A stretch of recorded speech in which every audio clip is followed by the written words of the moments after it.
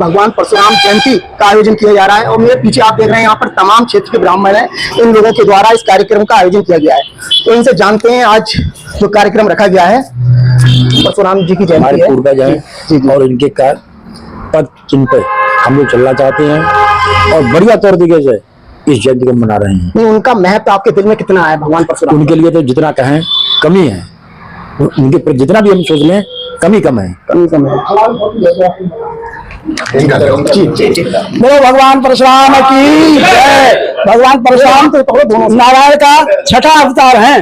भगवान परशुराम नारायण का छठा अवतार है और उन्होंने संसार में अज्ञान को दूर किया, ज्ञान का प्रकाश किया।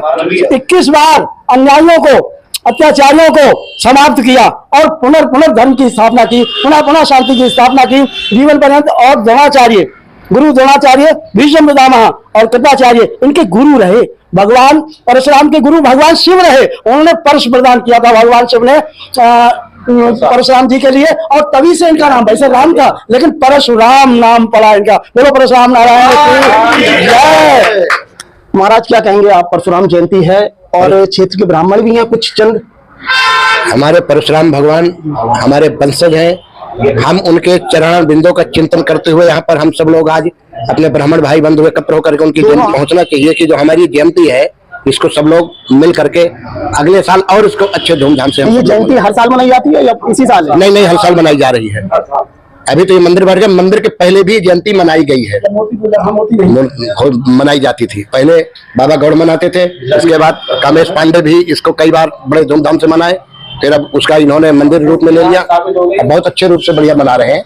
आगे हम सब लोग इसका परशुराम जी हम ही पूरे समाज के, हिंदू सनातन समाज के जी भगवान के रूप में पूजे जाते हैं, लेकिन समाज के द्वारा कुछ टीका टिप्पणी आज के दौर में की जा रही है कि मान लो जैसे परशुराम जी पे ही कह देते हैं केवल ब्राह्मण और क्षत्रियों को ही वो शिक्षा देते थे और जातियों को नहीं देते थे, भेदभाव। ये चीज नहीं है। जैसे सपोज आज किसी को पायलट बनना है तो उसे मैथमेटिक्स में 60% लाने ही पड़ेंगे, चाहे वो संस्कृत में कितना भी योग्य क्यों ना हो, वो पायलट नहीं बन सकता।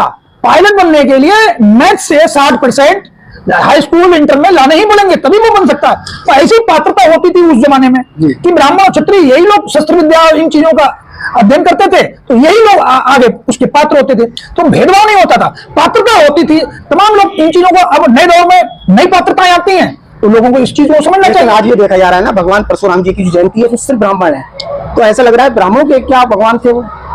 ये क्या कहेंगे इसमें? हम अपनी ही कमी मानना है कि हम समाज तक अपनी बात नहीं पहुंचा पाए। हम ये समाज को हम प्रयास करेंगे कि हम सभी को ये समझा पाए भगवान परशुराम हमारे ही आराध्य नहीं है, आप सबके भी आराध्य है। और इस कार्यक्रम को आने वाले समय में हम इसे सर्वस्पर्शी बनाने के लिए काम करेंगे और हो सकता है बहुत व्यापक कार्यक्रम करें। लेकिन मैं आपसे ये जानना चाह रहा हूँ, ब्राह्मण समाज के सैकड़ों नहीं हजारों की संख्या में इस विधानसभा में लोग हैं। नगर में यहाँ पे ये कार्यक्रम हो रहा है, यहाँ पे भी मुझे लग रहा है कम 2,500 हजार ब्राह्मण परिवार होंगे यहाँ पर, और यहाँ पे जो चेहरे हैं वो सिर्फ चमकते चेहरे हैं। जो आम ब्राह्मण है उन्हें नहीं सूचना दी आपने?